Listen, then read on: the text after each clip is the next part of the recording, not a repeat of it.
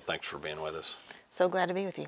Well, I know you've done it 1,000 times, but for the viewers and for Renew Conference and for me, it's a story I never get tired of hearing, because what I hear is God's glory and grace and power. Can you tell us again about your life? Well, my husband David and I have a son, Matt, who's 21. And when Matt was 8, I gave birth to a daughter that we named Hope. And when Hope was born, it was immediately noticeable that everything wasn't quite right. Most specifically, she had club feet.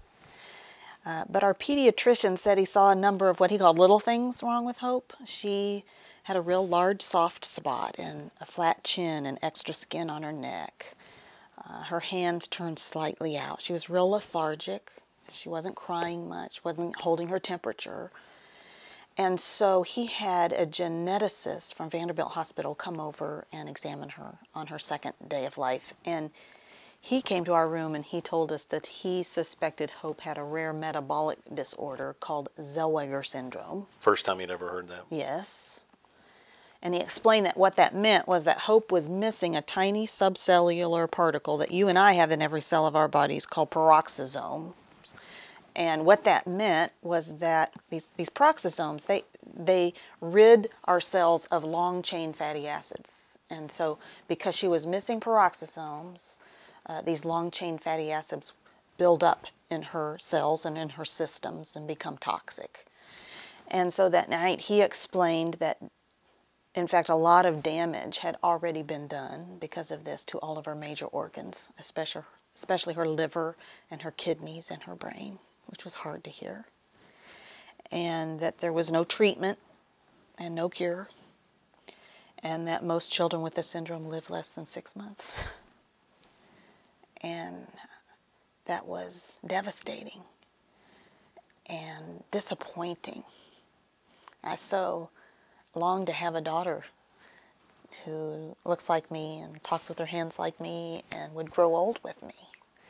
And so then to discover that her life would be very short, and also very difficult and very limited, because the reality of her life was that her first day was her best.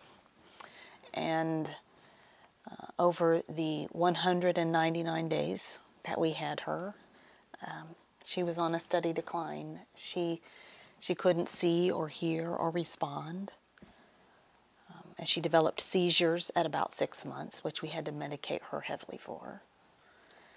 And but I also have to tell you, you know, when I talk about Hope, and describe what that was like, I'm sure that so often most people, when they hear about it, can imagine only the pain of it. And certainly the pain and disappointment, the wondering if she was suffering, and struggle to care for her, wondering what grief was going to be like after her death. All of that was incredibly difficult. But what's harder perhaps for you to imagine, even when I tell you about it, is to imagine the joy of having her. Describe it. Because that was just as real. You know, there's something that's precious and beautiful in life that's given by God. And the reality of Hope's life was that she enriched our lives. You know, there were no meaningless, chatty conversations in those months we had with Hope. Everything was filled with meaning. You know, we didn't stand around with our neighbors and talk about the ball game or our yards.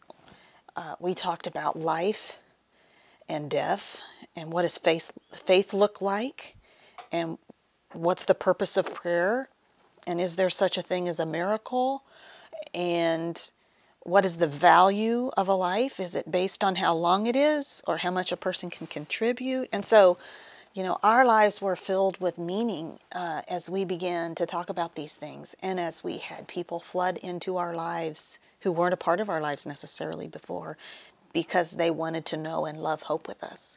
And so that was an incredibly rich time. It was also a time for me, you know, I grew up a believer.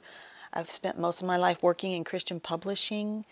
And, you know, that morning after we got Hope's diagnosis, when my pastor came to the hospital room, I remember saying to him, you know what, I think here's where the rubber is going to hit the road in my life.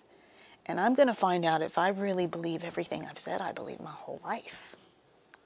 You know, I like what Johnny Erickson Tada says, where she says that most of us are content to wade around in the shallow end of the theological pool until we're forced to dig deeper. And I'd always been interested in the Bible. And in fact, I'd spent, many years in Bible study fellowship and had so fallen in love with God's Word in a deep and meaningful way. But this certainly pushed me deeper, especially to understand or to seek to understand, what is God doing in the world? Why is the world like this? And certainly one thing it did was expose misbeliefs, incorrect assumptions about what I could expect from God, what I should expect from God, what He has promised, what He hasn't. And so Hope's life with us was an incredibly rich time. And honestly, right when she died, there was a sense in which I felt my life had been so enriched by the 6 months that we had with her. But then, honestly, too, as time went on, and as grief set in on me, like a boulder on my chest, and I could hardly ever catch my breath. That feeling so full of all I experienced in her life gave way to a deep emptiness. And that sense of having learned so much and become so wise from it gave way to lots of questions and just a deep sorrow. And But I think one thing, because God had built a foundation in my life, because I had sought to know His Word, that in my sorrow, my questions, I knew where to take them and what to do with them. And so that sorrow and those questions really sent me into God's Word, drove me to Him rather than away from Him. And Job's messengers came to him. You had more of this reality in your life. The story doesn't end with hope. That's right. For David and I to have a child with that syndrome means that we were both carriers of a recessive gene trait for it. And so we didn't know that when we had our son, Matt, who's healthy.